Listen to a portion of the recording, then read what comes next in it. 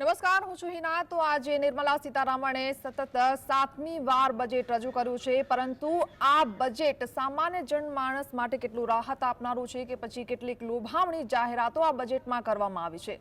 ખાસ એવી કોઈ જાહેરાતો તો કરવામાં નથી આવી, કારણ કે જે રીતે ડિફેન્સની આપણે વાત કરીએ કે પછી અન્ય એવા ઘણા બધા સેક્ટર છે જેની વાત કદાચ આ બજેટમાં કરવામાં નથી આવી। એવું લાગતું હતું કે જે રીતે અત્યારે માહોલ બનેલો છે વિશ્વમાં, તેને લઈને ડિફેન્સ ઉપર કદાચ વધારે ભાર આપવામાં આવશે, પરંતુ આ બજેટમાં કોઈ એવું ધ્યાન ડિફેન્સ ઉપર આપવામાં નથી આવ્યું। હેલ્થ માટે જો આપણે વાત કરીએ તો હેલ્થમાં પણ ઘણા બધા ઇસ્યુ અત્યારે ભારતમાં પણ ઊભા થઈ રહ્યા છે। એક પછી એક વાયરસ સતત ભારતમાં કે પછી રાજ્યોમાં ફેલાઈ રહ્યા છે, એટલે હેલ્થને લઈને પણ કેન્સર ઉપર જે વાત કરવામાં આવી કે કેન્સરની દવા સસ્તી થશે, એ સારી વાત છે, કારણ કે કેન્સરના કેસ ભારતમાં સૌથી વધારે ને ઝડપથી વધી રહ્યા છે, એટલે એની દવા સસ્તી થાય એ ખૂબ જરૂરી પણ છે। અત્યારે મહત્વના સમાચાર છે, એના ઉપર નજર કરી લઈએ તો નવા ટેક્સ રેઝિમમાં 0-3 એટલે 3 લાખ સુધી કોઈ ટેક્સ નથી। 3 થી 7 લાખ સુધીમાં 5% ટેક્સ લાગશે। ટેક્સ સ્લેબની આપણે વાત કરી રહ્યા છીએ, જે આજે નિર્મલા સીતારામણે વાત કરી છે। 7 થી 10 લાખ સુધી 10% ટેક્સ લાગશે। તો 10 થી 12 લાખ સુધીની જેમની ઇન્કમ હશે તેમની 15% ટેક્સ લાગશે। તો નવા ટેક્સ રેઝિમમાં જે રીતે આજે બજેટમાં વાત કરવામાં આવી છે, નવા કર માળખામાં કોઈ મોટી જાહેરાત કરવામાં નથી આવી।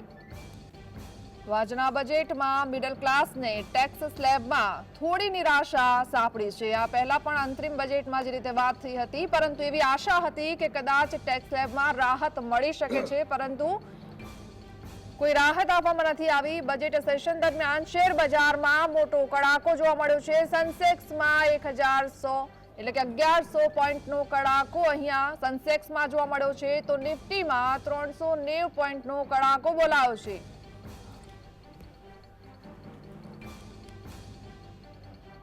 બજેટ સેશન હાલમાં પૂર્ણ થયું છે, પરંતુ તે દરમિયાન શેર બજારમાં પણ મોટો કડાકો જોવા મળ્યો છે। તો આજના બજેટમાં કોઈ એવી ખાસ જાહેરાત જોવા નથી મળી ને જેના ઉપર સૌની નજર હતી, ખાસ સામાન્ય જનમાનસની ટેક્સ સ્લેબ ઉપર, એમાં પણ કોઈ રાહત આપવામાં નથી આવી ને આજ વિશે ચર્ચા આપણે કરીશું। આપણી સાથે સ્ટુડિયોમાં ઉપસ્થિત છે કુસુમબેન વ્યાસ જોડાયેલા છે, સાગરભાઈ રબારી પણ આપણી સાથે છે, પલ્લવીબેન આચાર્ય પણ આપણી સાથે સ્ટુડિયોમાં જોડાયેલા છે, સીએ અજીત શાહ પણ આપણી સાથે જોડાયેલા છે ને ઓનલાઈન આપણી સાથે રાજેશ સોની આપણી સાથે જોડાયેલા છે, જે કોંગ્રેસમાંથી છે। આપ તમામનું સ્વાગત છે। સૌથી પહેલા અજીતભાઈ, જે હાલમાં બજેટ રજૂ કરવામાં આવ્યું, ગેરંટીવાળી સરકાર આમ તો બહુ મોટી મોટી વાતો કરતી હોય છે, પરંતુ અંતરિમ બજેટ જે રજૂ કર્યું હતું એમાં પણ કોઈ ખાસ જાહેરાત કરવામાં નથી આવી, અને આ બજેટમાં જે રીતે લોકો આશા સેવીને બેઠા હતા કે આ બજેટમાં કંઈક એવું લોભામણી જાહેરાતો થશે, પણ એવું પણ કંઈ જોવા ન મળ્યું। આપને આ બજેટ કેવું લાગી રહ્યું છે? આ બજેટમાં જે સામાન્ય પબ્લિકની જે આશા હતી કે અમને થોડી ઘણી રાહતો આપવામાં આવે, એટલે એ રાહતો આપી છે। દાખલા તરીકે સ્ટાન્ડર્ડ ડિડક્શન જે 50,000 રૂપિયાનું મળતું હતું તે 75,000નું કરી આપવામાં આવ્યું છે। પેન્શન યોજના 15,000 મળતી હતી તે 25 કરી આપવામાં આવી છે। એટલે એમની જે આશા હતી કે અમને આટલું કરી આપે પગારદારને, પણ અન્ય વ્યક્તિઓને જોવા જઈએ, અન્ય કરદાતાઓને જોવા જઈએ તો તેમને કોઈ પણ પ્રકારનો વધારાની છૂટ આપવામાં આવી નથી। બીજું એક એવું હતું કે અમને જે સેક્શન 80C હેઠળ, એટલે કે અમે ઇન્સ્યોરન્સ પ્રીમિયમ ભરીએ છીએ, પીપીએફ, પીએફ એ બધું કપાય છે, એની મર્યાદા છેલ્લા 10 વર્ષથી 1.5 લાખની છે, તે વધારવી જોઈતી હતી, પરંતુ તેમાં પણ કોઈ ફેરફાર કરવામાં આવ્યો નથી। એટલે આ તો એમ કહેવાય કે થોડી ઘણી રાહત આપી એટલે બધાને એમ લાગે કે ના રાહત મળી છે, પણ ખરેખર જોઈએ એટલી રાહત મારી દ્રષ્ટિએ મળેલ નથી। બિલકુલ। પલ્લવીબેન, આપ એક ઇકોનોમિસ્ટ છો તો સારી રીતે વાત સમજી શકો છો, કારણ કે આંકડાની માયાજાળથી કદાચ ભારતની જે પબ્લિક છે એ કદાચ આ બજેટને ઓછું સમજી શકે। આંકડાની માયાજાળથી આપણને શું લાગી રહ્યું છે કે આ બજેટ કેટલું રાહત આપનારું અને કેટલું મુશ્કેલ ભર્યું છે આમ જનતા માટે? જી, આમ જનતાની વાત કરું તો આમ જનતાની ઇન્ટરેસ્ટ એમાં હોય કે આમાં મને પર્સનલ શું બેનિફિટ થયો, this is the important question. કે આજે સપોઝ શાકના ભાવમાં ફરક થયો કે નહીં, તેલના ડબ્બામાં ભાવમાં ફરક થયો કે નહીં, એક બિંગ અ લેડી અથવા તો બિંગ એક આમ જનતા રીતે વિચારું તો લોકોને એમાં ઇન્ટરેસ્ટ છે। એટલે પ્રોબ્લેમ એ છે કે આજે બજેટ નો ડાઉટ એક જેને કહેવાય ને કે બેલેન્સ બજેટ હતું, પણ પર્સનલી જો જોવા જઈએ તો જે ઇમ્પોર્ટન્ટ પોઈન્ટ હતા કે સપોઝ જીએસટી તો જીએસટીમાં પેટ્રોલ ડીઝલ ને એ લોકો કેમ નથી નાખતા? આ ઇમ્પોર્ટન્ટ પોઈન્ટ છે. આજ સપોઝ મારી જોડે હમણાં જ એક જગ્યાએ દલીલ ચાલતી હતી કે આજે જીએસટીને જો એમ કે આવી રીતે નાખી દે તો પછી રાજ્ય સરકારની આવકનું શું? તો એની માટે એક સજેશન એ છે કે આજે તમે પેટ્રોલ ડીઝલને જીએસટીમાં નાખી દો અને રાજ્ય સરકાર એની ઉપર પોતાની રીતે 2% 3% જે બી જોતા હોય લઈ લે, તો બી બધી પેટ્રોલ ડીઝલના ભાવ ઘટશે. તો આપણી જે જીવન જરૂરિયાતની વસ્તુઓ છે કે જે અનાજ છે, કઠોળ છે કે શાકભાજી છે, એના ભાવ ઘટે. આજે સામાન્ય માણસને ઇન્ટરેસ્ટ એમાં છે કે ભાઈ આજ મને શું ફાયદો થયો. મારા જ્યારે સ્ટાન્ડર્ડ ડિડક્શન સપોઝ 50,000 બચ્યા કે 25,000 બચ્યા, એમાં નોકરિયાત વર્ગ જે છે એ લોકોને ઇન્ટરેસ્ટ છે. ગૃહિણીને શું? આ લોકો જે જાહેરાતો કરે છે કે ભાઈ આજે 500 કંપનીઓમાં એમ કે 1 કરોડ લોકોને સ્કિલ ડેવલપમેન્ટ માટે યુવાનોને એમ કે ઇન્ટર્નશીપ કરશે, પણ આજે એમાં એ જે 1 કરોડને જેને ઇન્ટર્નશીપ મળશે એને કંઈક ગવર્મેન્ટ 5,000 કંઈક ડિક્લેર બી કર્યા કે ભાઈ 5,000 એ લોકોને આપશે. હવે આ જે બધી વસ્તુઓ છે એમાં સામાન્ય માણસ નથી સમજી શકતા. એટલે ઇન્ફ્રાસ્ટ્રક્ચર પર બહાર આપવું કે ઓવરઓલ વાત કરવી એ અને રિયલ જિંદગી જીવવી, પ્રેક્ટિકલ લાઈફ જીવવી અને ઘર ચલાવવું, આ વસ્તુમાં બંનેમાં બહુ ડિફરન્સ છે. એટલા માટે તેને કહું છું કે જે બેઝિક જે આપણા જે પ્રશ્નને અનુલક્ષે એવી જાતનું બજેટ મારા એક્સપેક્ટેશન પ્રમાણે નહોતું. એટલે પલ્લવીબેન સાચી વાત છે તમારી, કારણ કે સામાન્ય જે જનમાણસ છે ને એ લોકોને મોંઘવારીથી લેવા દેવા હોય છે કે પછી અમને બેરોજગારી છે એનાથી લેવા દેવા હોય છે, પેટ્રોલ ડીઝલના કે શાકભાજીના ભાવ, હંમેશા આ બધી વસ્તુ જે છે સામાન્ય જનમાણસ કેન્દ્રમાં રાખતી હોય છે. એટલે આંકડાની માયાજાળથી દૂર રહીને જો આ બધા મુદ્દાઓ પર ફોકસ કરીને એ લોકોને ક્યાં રાહત મળે છે ને આ બધા મોંઘવારી કે બેરોજગારી આ મુદ્દાઓને લઈને એ ખાસ એ લોકો કેન્દ્રમાં રાખતા હોય છે. બિલકુલ સાચી વાત છે. સાગરભાઈ, જે રીતે ખેડૂતોની આપણે વાત કરીએ કે ગેરંટીવાળી સરકાર હંમેશા એમ કહેતી હોય છે કે અમે ખેડૂતોના પડખે છે, આ બજેટથી લાગે છે કે ખેડૂતની દિશા તરફ જઈ રહ્યું છે? હરગીજ નથી લાગતું. નવી સરકારનું આ પહેલું બજેટ હતું. આવનારા 5 વર્ષનો સરકારની દિશા નક્કી કરવાનો, રોડમેપ આપવાનો આ સમય હતો. એમાં નાણામંત્રી સદંતર નિષ્ફળ ગયા છે. 1 મહિનો તમે ઇન્ટર્નશીપના 5,000 રૂપિયા આપશો, પરંતુ 1 મહિના પછી શું? કોર્પોરેટ એને કાયમી નોકરીએ રાખવાનો છે? તો આ તો કોર્પોરેટે જે ઇન્ટર્નશીપ આપવાની હોય એને બદલે સરકાર ચૂકવશે. પછી મહિના પછી શું? એનો આ બજેટમાં જવાબ નથી. બીજું, ખેડૂતોનું કિસાન ક્રેડિટ કાર્ડ 2006-07માં પી ચિદમ્બરે લોન્ચ કર્યું ત્યારે 3 લાખ રૂપિયા લિમિટ હતી. આજે 24માં છીએ, 15 વર્ષનો સમય વીતી ગયો. ફુગાવાના દરને પણ તમે ધ્યાનમાં રાખો, ઇનપુટ કોસ્ટ જે વધ્યું છે એને ધ્યાનમાં રાખો, તો મિનિમમ એ 6 થી 7 લાખ રૂપિયા કિસાન ક્રેડિટ કાર્ડની લિમિટ વધવી જોઈતી હતી. એમાં કોઈ વધારો થયો નથી. ત્રીજી વસ્તુ, હવે આત્મનિર્ભરના દિવસો ગયા, હવે તો એક્સપોર્ટ ઓરિએન્ટેડ એગ્રીકલ્ચરનો સમય આવી રહ્યો છે. આપણે દુનિયાને અનાજ પૂરું પાડી શકીએ એ સ્થિતિમાં આવવાની આપણામાં ક્ષમતા છે. આપણી પોટેન્શિયલનો ઉપયોગ કરવામાં આપણે નિષ્ફળ જઈ રહ્યા છીએ અને એમાં ખેડૂતો જરાય દોષી નથી. સરકાર એને માટે જે ઇન્ફ્રાસ્ટ્રક્ચર આપવું જોઈએ, જે પોલિસી ગાઈડલાઇન્સ આપવી જોઈએ એ આપવામાં આ બજેટમાં પણ નિષ્ફળ ગઈ છે. તમને યાદ હોય તો 2-3 બજેટ અગાઉ કિસાન રેલ શરૂ કરી હતી. આજે કિસાન રેલ ક્યાં છે? કેટલી જગ્યાએ ચાલે છે? એટલે દરેક બજેટમાં કંઈક નવું લઈને આવવાનું. આ વખતે ખેડૂતને નહીં, પાવર સેક્ટર જેમાં આપણે ડેફિસિટ છે, પાવર સેક્ટર માટે ખાસ અત્યારે કંઈ કહેવાયું નથી. જે 5 વર્ષનો રોડમેપ આપવાનો હતો, યુવાનોને રોજગારી માટેનો જે રોડમેપ આપવાનો હતો, એના પર માત્ર 1 મહિનાની ઇન્ટર્નશીપનું થીગડું મારવાથી બેરોજગારીની સમસ્યા હલ થવાની નથી. પણ મોદી સરકાર તો એમ કહે છે કે 2047 સુધીની તૈયારી કરે છે. ભવિષ્ય કોણે જોયું છે? આજની વાત કરો ને. અમને આજમાં રસ છે, આવતીકાલમાં રસ નથી. અમારે આજે બજારમાં જવાનું છે, 2047માં નથી જવાનું. એક્સપોર્ટની એમણે વાત કરી, ઓર્ગેનિક એગ્રીકલ્ચરની વાત કરી, પણ ઓર્ગેનિકનું માર્કેટ ક્યાં છે? તમે માર્કેટ તો ઊભું અત્યાર સુધીમાં કરી શક્યા નથી. કેટલા વર્ષોથી ઓર્ગેનિકની વાત કરો છો? અને તમે 2022-23નું બજેટ જોઈ લો તો એમાં એલોકેશન હતું 1,18,000નું, વાપર્યા હતા એક એકચ્યુઅલ સ્પેન્ટ હતું 1,09,000 કરોડ. તમે આંકડો અહીંયા 1,25,000 કરોડનો ફુગાવાનો દર ગણી લો, તમે શું વધારો કર્યો છે? વાસ્તવિક રીતે તો બજેટમાં ખેડૂતો માટે ઘટાડો થઈ રહ્યો છે. એમએસપીની આમાં ક્યાં એમણે કોઈ ઉલ્લેખ કર્યો છે? ખેડૂતોને ઊંચા ભાવ મળે. ઊંચા ભાવની વ્યાખ્યા શું? એટલે તો પછી માત્ર પ્રાથમિકતા ક્યાં આ આપી છે? કારણ આખા કે- બજેટમાં એમની સરકાર ટકાવી રાખવા માટે બિહાર અને આંધ્રપ્રદેશને ધ્યાનમાં રાખીને જાહેરાતો કરી છે. આમાં લોકો ક્યાંય નથી, માત્ર બિહાર અને આંધ્રપ્રદેશ છે. સરકાર ટકાવવાની કવાયત છે આજે આ.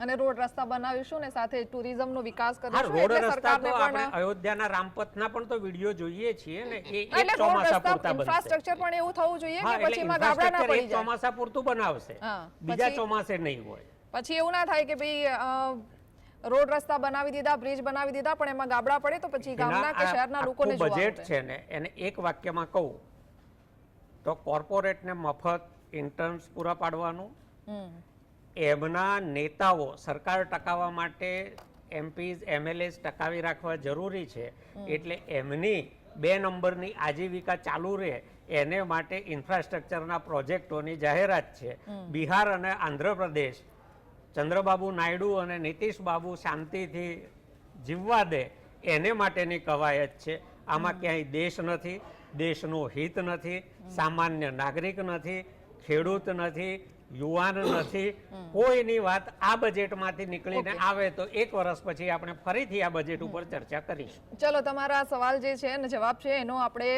રિસ્પોન્સ કોંગ્રેસના રાજેશ સોની આપણી સાથે જોડાયેલા છે એમની પાસેથી લઈ લઈએ. જી રાજેશભાઈ.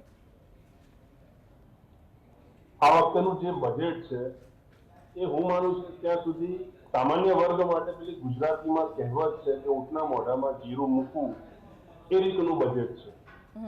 સામાન્ય મધ્યમ વર્ગને ખૂબ આશા હતી કે આ વખતે બજેટમાં, આમ તો દર વખતે આશા હોય છે અને સરકારની જવાબદારી પણ હોય છે કે બજેટ લાવીને સામાન્ય નાગરિકોને જેમને સુવિધા મળે, સામાન્ય એમએસએમઈ નો બિઝનેસ કરતા હોય એ લોકોને સુવિધા મળે. અને સાથે સાથે હું કેમ માનું છું ત્યાં સુધી મોટા વેપારીઓ એને પણ એક સ્ટેબલાઇઝ વેપાર કરવાની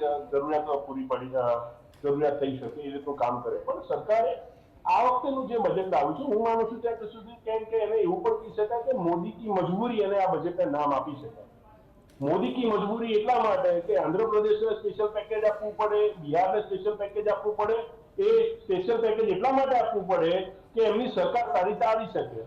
હવે સાગરભાઈ એમની વાત કરી એ પ્રમાણે કે આ માત્ર ને માત્ર આ બજેટની અંદર ક્યાંય પણ હું નથી માનતો કે યુવાનો માટેની કોઈ સારી વાત હોય, યુવાનોના રોજગારની, પરમાનન્ટ રોજગારની કઈ વાતો. આ તો મોદી સાહેબે 2014 ફેંકવાનું ચાલુ કર્યું હતું કે 2 કરોડ રોજગાર દર વર્ષે આપીશું. એ પ્રક્રિયાને લોલીપોપ સ્વરૂપે 2024માં નિર્મલા સીતારામણે આગળ વધાર્યું કે 1 કરોડ લોકોને ઇન્ટર્નશીપ આપીશું ને એમાં 5000 રૂપિયા. પ્રાઇવેટ કંપની એમની નોકરી પરમાનન્ટ કરશે કે નહીં કરે એની કોઈ જવાબદારી નથી. આંકડા સારી રીતે જાહેર કરી દેવામાં આવે કે ભાઈ આટલા લાખનું આવંટન કરીશું, આટલા લાખ અહીંયા આપીશું.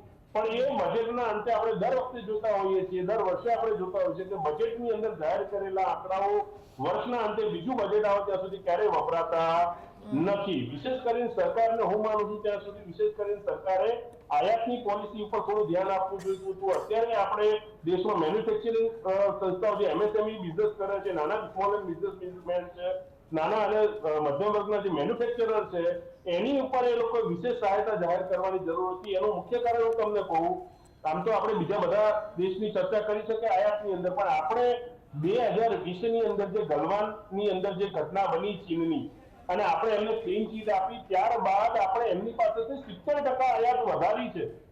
એટલે આપણો મુખ્ય આપણને જે વસ્તુ માલ સામાન સપ્લાય કરવા વાળો મુખ્ય જે દેશ કહેવાય અત્યારે ચીન બની ગયો છે.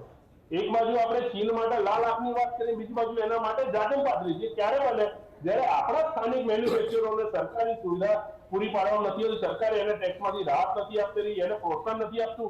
મેક ઇન ઇન્ડિયાના નામને મોટી મોટી મંગાતો ફૂંકવામાં આવે કે મેક ઇન ઇન્ડિયાથી આ કરીશું તે કરીશું, પણ પરિણામ શું થાય છે કે પરિણામે આપણે વસ્તુઓ ચાઇનામાંથી ઇમ્પોર્ટ કરવી પડે છે, ચાઇનામાંથી મંગાવવી પડે છે અને આપણો અડધા ઉપરનો વેપાર ચાઇના સાથે આપણે કરવો પડી રહ્યો છે. આ ભારતીય જનતા પાર્ટીનો સ્પષ્ટ દેખીતો ચહેરો છે. હું માનું કે ઇન્ફ્રાસ્ટ્રક્ચરની થોડી બહુ જાહેરાત કરી, પણ કદાચ માણસના વિકાસની થોડી બહુ આની અંદર રાહતની ચર્ચા કરીએ તો માણસનો વિકાસ આ દેશમાં ઇન્ફ્રાસ્ટ્રક્ચર કરતા દેશના નાગરિકનો વિકાસ થવો ખૂબ જરૂરી છે. અને આ દેશની અંદર હું માનું છું ત્યાં સુધી મોદી સરકાર જે પણ અત્યારે આપી રહી, અત્યારે તો હું હવે બીજી 2-3 ચેનલમાં હતો અને ત્યાં ભારતીય જનતા પાર્ટીના પ્રવક્તા કહેતા હતા કે મોદી સાહેબનું બજેટ હું ત્યાં પણ એ ચર્ચા કરીને આવ્યો કે આ બજેટ મોદી સાહેબનું નથી, કે ભારતીય જનતા પાર્ટી નથી, દેશનો નાગરિક ટાંકણીથી લઈને હેલિકોપ્ટર ખરીદે ને ત્યાં સુધી જીએસટી એનો ટેક્સ પે કરે છે, અને એ માત્ર નાગરિક પોતાના પૈસા સારી રીતે સારી વ્યવસ્થામાં આવે, એને વ્યવસ્થા સારી મળે, એને સ્વાસ્થ્યનો લાભ મળે, એના દીકરાઓને શિક્ષણનો લાભ મળે, રોડ રસ્તા સારા થાય, એની મોંઘવારી ના વધે, એના માટે આ બધો ટેક્સ પે કરતો સરકારને એટલા માટે મૂકવામાં આવે છે કે આ પૈસા જે પણ ટેક્સ સ્વરૂપે લઈ જાય છે એના માટેની વ્યવસ્થા દેશમાં નાગરિકો માટે સુવિધા સારી કરવામાં આવે છે. મોદી સાહેબ કે પોતાની જમીન વેચીને દેશને પૈસા નથી આપતા, કે નિર્મલા સીતારામન પોતાની જમીનો વેચીને પૈસા નથી આપતા, નાગરિકના પૈસા છે, નાગરિકના પૈસાનો યોગ્ય ઉપયોગ થાય, યોગ્ય દિશામાં ઉપયોગ થાય ને નાગરિક. સાચી વાત છે રાજેશભાઈ, કારણ કે જો સામાન્ય જનમાણસ બબ્બે ટેક્સ ભરતા હોય કે પછી સેલરીમાં ટેક્સ ભરતા હોય કે પછી જીએસટી ના નામે દરેક વસ્તુ ઉપર જો કોઈ પણ વસ્તુ ખરીદે દરેક વસ્તુ ઉપર ટેક્સ ભરતા હોય ને આ જ ટેક્સથી જ્યારે રોડ રસ્તા બનતા હોય છે કે વિકાસની વાતો થતી હોય છે કે વિકાસ થતો હોય છે શહેરમાં, પણ જ્યારે રોડ રસ્તા તૂટી જાય કે પછી બ્રિજ તૂટી જાય ત્યારે પ્રજાના જે ટેક્સના પૈસા હોય છે લાગે છે કે જાણે પાણીમાં જતા હોય છે ને ક્યાંક ને ક્યાંક આ ભ્રષ્ટાચાર સામે આવતો હોય છે.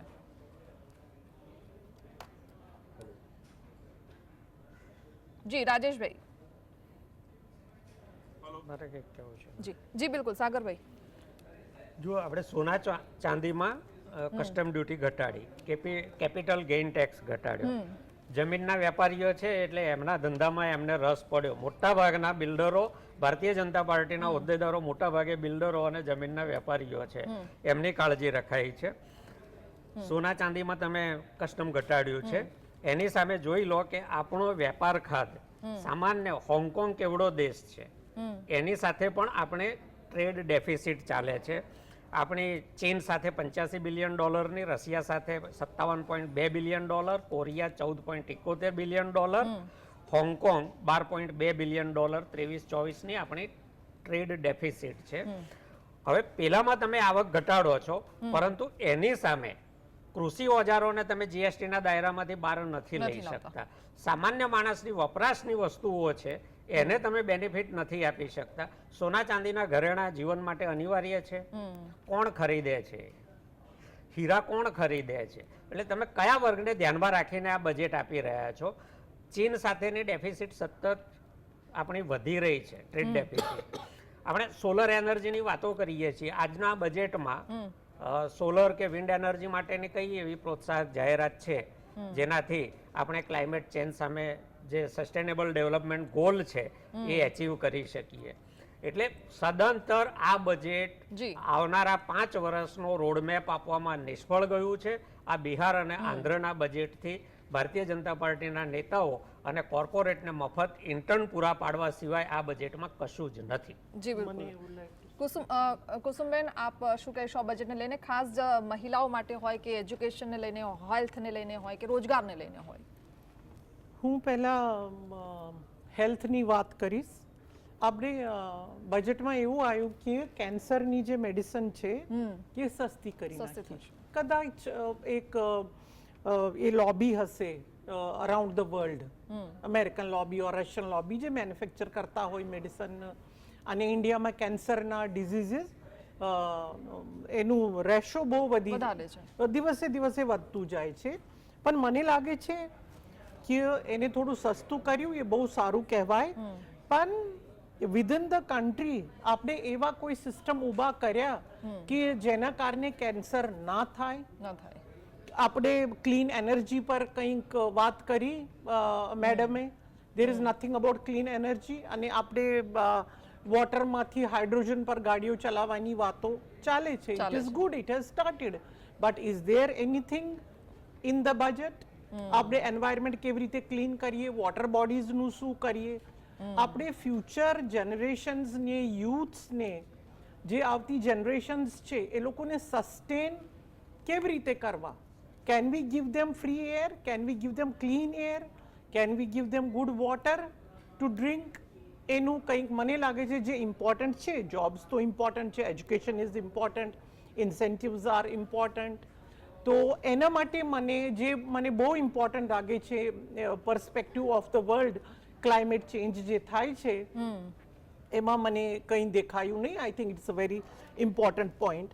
અને બીજું, આપણે મિનરલ્સ પર to import minerals which we are using for in different industries એનામાં ઇમ્પોર્ટ ડ્યુટી ઓછી કરી છે, પણ આપણે આ જે ખાઈએ છીએ એમાં બધે પામ ઓઇલ યુઝ થાય છે. Yes. So which we are importing from different countries, Sri Lanka, China, here and there, we are importing. પણ આપણે ભાઈને ખબર હશે કે આપણે સસ્ટેનેબિલિટી ઓઇલમાં છે જ નહીં. જે બેસિક છે આપણું ઇન્ડિયન ખાવાનું જે બને છે રોટી ને દાલ સિવાય એક તેલ પર આધારિત આપણું ખાવાનું છે, એ બી આપણી પાસે પ્યોર નથી. તો ફાર્મર્સને સસ્તું સીડ મળે છે, કંઈ ઇન્સેન્ટિવ મળે છે કે ભાઈ તમે દાલો ઉગાવો, છોકરાઓને જે પ્રોટીન જોઈએ, ન્યુટ્રિશન જોઈએ, મહિલાઓને જે પ્રેગ્નન્ટ લેડીઝને જે મળવું જોઈએ, તો એ બધું આપણે આફ્રિકાથી ઇમ્પોર્ટ, દાલો ત્યાંથી ને અહીંયાથી ઇમ્પોર્ટ કર્યા કરીએ છીએ, અને પણ આપણે ત્યાં ઉગતું નથી, કેમિકલ ભરેલા વેજીટેબલ્સ છે, તો એ આપણે ખાઈએ છીએ, તો ફ્યુચરમાં કેન્સર તો થવાના જ છે. So what about that, what is about this in the ગવર્મેન્ટના બજેટમાં શું છે એના માટે જે બેસિક્સ છે, આપણે જે દાલ રોટી કહીએ છીએ કે simple, the air we breathe, the water we drink, I think there is not much in the budget and government should work on it. મોટા એ લોકોએ બહુ કર્યા છે. સાહેબે ટેક્સની વાત કરીને, મેડમે ટેક્સની વાત કરી, એ બરાબર છે, પણ આઈ થિંક બજેટમાં આપણે એ વસ્તુને જોવાની બી બહુ જરૂરત હતી. તો કુસુમબેન, જે રીતે દાલ ચાવલની તમે વાત કરી અને બહારથી આપણે આયાત કરવી પડે છે, તો પછી આપણે આત્મનિર્ભર કઈ બાજુ છે? ખેડૂત જે ઉગાડે છે એમાં જે એ ખર્ચે છે, જે ઉગે છે, it is not enough to sustain the farmer. એવું તો થતું જ નથી. બી એટલું મોંઘું, ખાદ એટલી મોંઘી, પછી આપણું જે મજદૂરો છે એ લોકોનું એને પૈસા આપવાના, એ એટલી મોંઘ. તો આપણે કંઈ I think acres and acres of land પર જે વાવીએ છીએ એમાં કંઈ મળતું નથી ખેડૂતને, એવું મારું માનવું છે. અને સોના ચાંદી જે સસ્તા કર્યા, દેટ ઇઝ ગુડ, કેમ કે હવે 70,000 to 75,000 એનું રેટ છે, તો maybe people are not going to purchase gold. એના કારણે મને લાગે છે એક લોબીનું પ્રેશર હશે ગવર્મેન્ટ ઉપર કે તમે થોડું સસ્તું કરી દો, તો એના કારણે કર્યું હશે. So that is good. કોઈને લગ્ન હોય, કંઈક હોય તો એ કરી શકે, પણ કેટલું સસ્તું કરે છે એની ઉપર આધાર છે. જી અજીતજી, શું લાગે છે કે આ બજેટમાં તમારા મતે કયા એવા મુદ્દા ક્યાંક ખોવાઈ ગયા છે, અથવા કયા મુદ્દા ઉપર ફોકસ કરીને આ બજેટ રજૂ કરવા જેવું હતું? એમણે જે બજેટ રજૂ કર્યું, એમણે જે 2-3 મુદ્દા લીધા, જેમ મેં કહ્યું કે પહેલાં તો જે 2 રેઝિમ લાવવાની જરૂર જ ક્યાં હતી. એમણે શું ટેક્સ દરના 2 માળખા રાખ્યા છે. એટલે હવે આજની તારીખમાં શું થાય કે ક્યારેક કોઈ પણ વ્યક્તિ આવે તો એ પોતે એવું નક્કી કરે કે મારે બંનેમાં ગણતરી કરવી છે અને શેમાં મને ફાયદો છે તે પ્રમાણે હું રિટર્ન ભરું. એટલે એમાં એમનો ઘણો, જો એક જ રિઝાઇન પહેલાં પણ આપણે એક જ રેશિયો હતો ને એ પ્રમાણે જ ટેક્સના દર હતા અને આપણે ચાલતું હતું, તો હવે 2 દર કરવા પાછળનું કારણ શું હજી સમજાતું નથી. 3 વર્ષથી આ 2 દર કર્યા છે કે તમે નક્કી કરો કે તમારે કયા દરમાં જવું છે. એમાં પણ જો જૂના દર ચાલુ રાખો તો તમને બધા ડિડક્શન મળશે કે તમારે ઇન્સ્યોરન્સનું પ્રીમિયમ ભરો, પીપીએફ ભરો, પીએફ કપાય, એ બધું મળશે. તમે મકાન બાંધવા કે ખરીદવા માટે લોન લીધી હોય તો એનું વ્યાજ પણ તમને મળશે. એટલે આ 2 વસ્તુ ગણતરી કરવી પડે અને જુદું જુદું કરવું પડે.